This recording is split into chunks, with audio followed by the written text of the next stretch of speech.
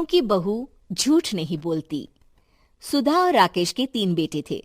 शादी के बाद तीनों माँ बाप से दूर रहते और सिर्फ त्योहारों में आते। माँ जी, पिताजी, अगली बार आप लोग हमारे घर आइएगा। अरे नहीं बहू, सब यहीं आ जाते हैं तो घर खिला खिला लगता है। हाँ बहू, तू हमेशा बुलाती है तो जरूर आएंगे तेरे पास भी। हाँ हाँ, दीदी का घर बड़ा जो है, सब कुछ आपने शादी के बाद दीदी को ही तो दे दिया था। हमें भी दिया होता तो हम भी बड़ा घर लेते। क्यों सुनील?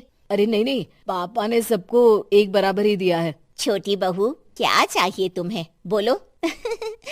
वो आपके सोने की चेन वाली घड़ी है ना, वो अगर आप मुझे, तभी वहाँ मजली बहू भी आ जाती है। और मुझे ना आपका मंगलसूत्र कितना लंबा, सुंदर और भारी भी है। अरे हाँ हाँ, तुम दोनों को ही दूंगी बहू, चिंता ना करो। चलो अब खाना लगाओ, खाना खाया जाए। सभी मिलकर खाना खाते हैं कि पड़ोसन आ जाती है। अरे सुधा बहन, थोड़ी चीनी तो देना, घर में शक्कर नहीं है और मेहमान सर पर बैठे हैं। अरे छोटी बहू, चाची को शक्कर तो दे दो।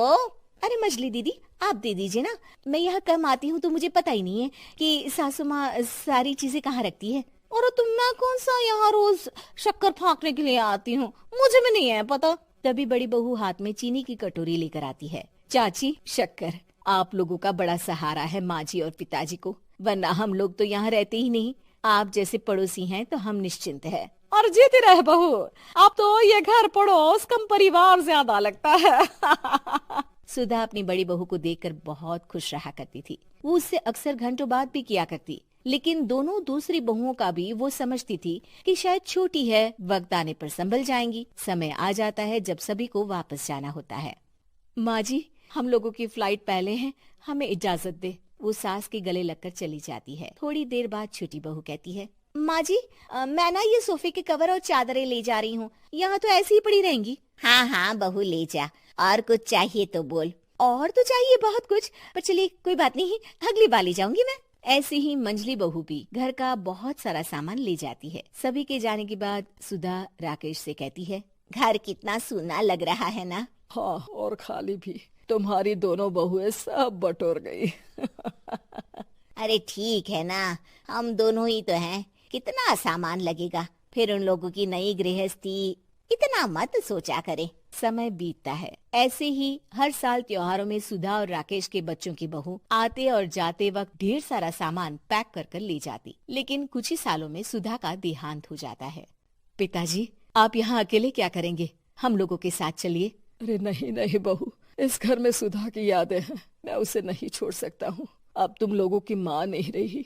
देख लो, वैसे तो मैंने उसके जीते जी सब कुछ दे दिया है, लेकिन कुछ उसका पर्सनल कीमती सामान था जो ये है, ले लो। सामान में होती है एक घड़ी और एक मंगलसूत्र। माँ जी ने कहा था कि वो ये घड़ी मुझे देंगी। हाँ हाँ पिताजी, माँ ने सबके सामने ये घड़ी सरिता को देने के लिए कहा था। उठा लो सरिता माँ की घड़ी। अब क्या था, छोटी बहू फट से घड़ी उठा लेती है। और पिताजी, ये मंगलसूत्र तो माँ ने मुझे ही देने को कहा था, याद है ना? वो सभी की ओर इशारा करती है।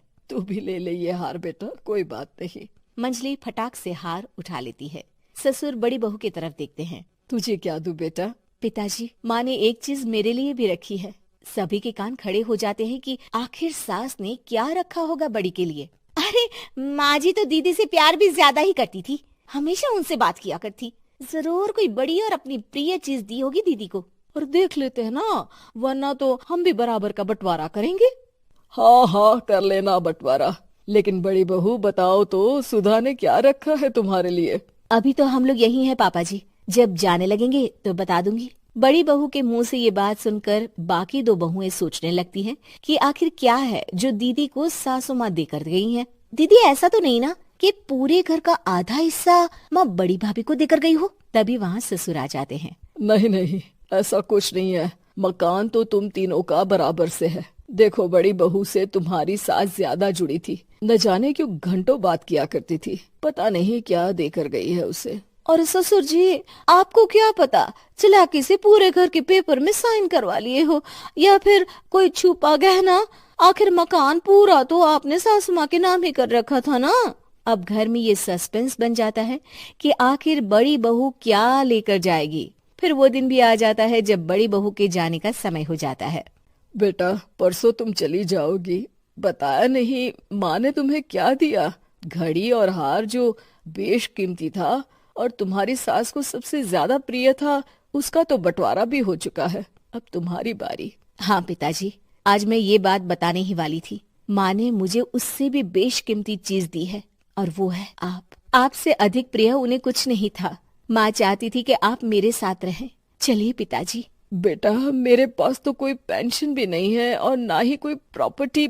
लेकिन आपके पास संस्कार है पिताजी, जो मेरे बच्चे आपसे लेंगे, तो आपको ले जाने पर स्वार्थ ही है मेरा। चलिए ना पापा। सभी के सामने पिताजी बड़ी बहू और बेटे के साथ उनके घर चले जाते हैं।